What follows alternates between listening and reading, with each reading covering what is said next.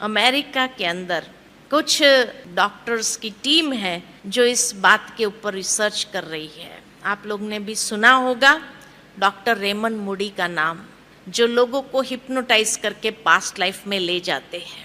उसकी टीम में एक भारतीय डॉक्टर भी है और उनकी टीम में ये डॉक्टर्स इसीलिए अलग अलग भाषाओं वाले उसने रखे हैं ताकि जब पास्ट लाइफ में ले जाते हैं और कई बार वो उस भाषा में बोलने लगते हैं तो क्या बोल रहे हैं पता नहीं चलता है। तो जब पिछली बार जब आए थे तो उन्होंने एक बहुत वंडरफुल बात सुनाई।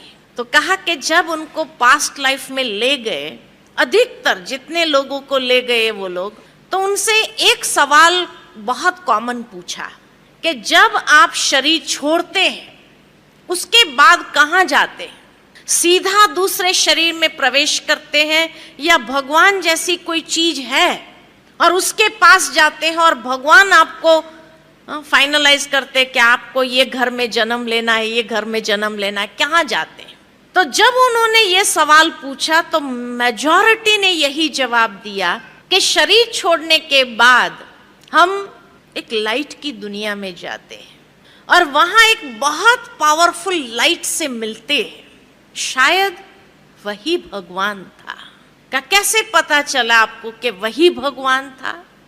तो कहा क्योंकि वो भगवान इतना प्यार दे रहा था, इतना प्यार बरसा रहा था कि जैसे हम प्यार के फव्वारे में नहा रहे थे। इतना प्यार भगवान के सिवाय कोई नहीं कर सकता है, इसीलिए वही भगवान था। बहुत डिवाइन लाइट थी, बहुत पावरफुल लाइट थी। का उसके बाद क्या उसने फाइनलाइज किया कि आपको कहाँ जाके जन्म लेना?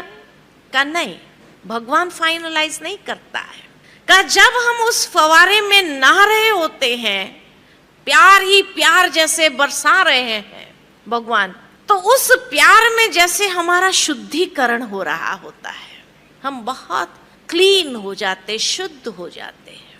और ऐसे शुद्ध जब हो जाते हैं, बहुत लाइट फील करते हैं, उसके बाद हमारे सामने हमारी जीवन यात्रा की एक फिल्म की तरह पूरी जीवन यात्रा हमारे सामने से गुजरती है।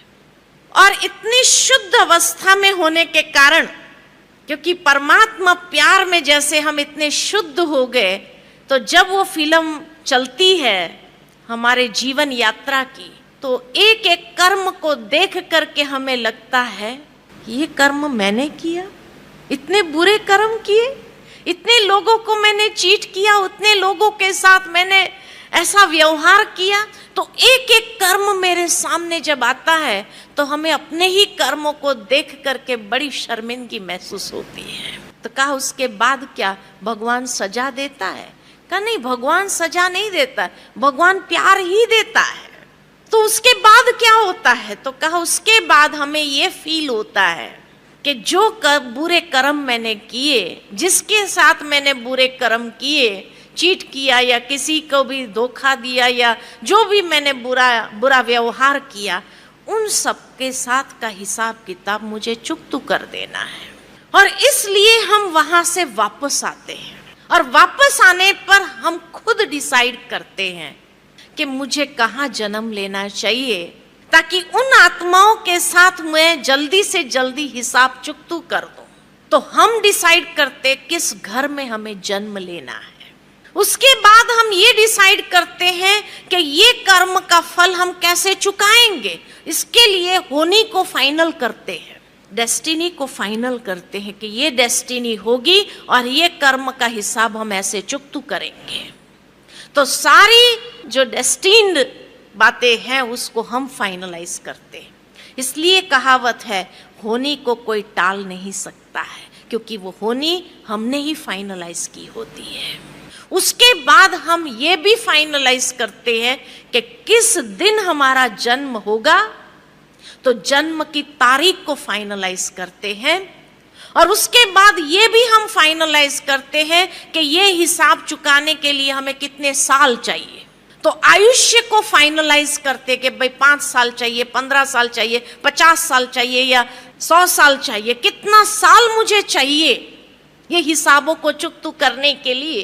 तो आयुष्य को फाइनलाइज करते हैं और आयुष्य को फाइनलाइज करने के बाद हम ये भी फाइनलाइज करते हैं कि ये शरीर छोड़ने के लिए कौन सा कारण बनेगा, कौन सी होनी बनेगी। उस मृत्यु का कारण भी हम फाइनलाइज करके फिर उस दिन को भी फाइनलाइज करके हम जन्म लेते हैं या शरीर में प्रवेश करते हैं। इसीलिए कहा जाता है जन्म और मृत्यु की तारीख को कोई बदल नहीं सकता है। दूसरा ये भी कहा जाता है कि जोड़ियां ऊपर से बन के आती है।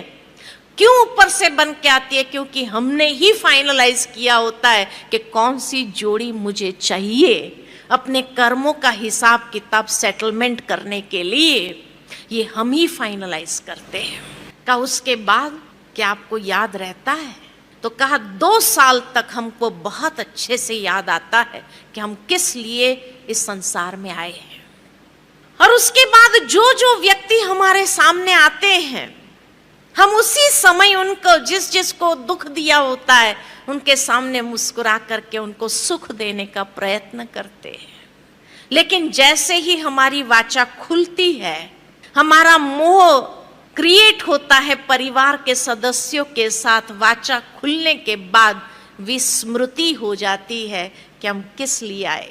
और इसलिए जब होनी होती है, वो होनी को भूल जाते हैं कि ये हमने ही फाइनलाइज किया है। तब ये सवाल आता है कि मेरे साथ ही ऐसा क्यों होता है, भगवान मेरे साथ ऐसा क्यों? भगवान नहीं करता है, हमने खुद ने फाइनलाइज किया है। इतना गुह्य राज स्पष्ट हुआ है ये पास्ट लाइफ रिग्रेशन के माध्यम से।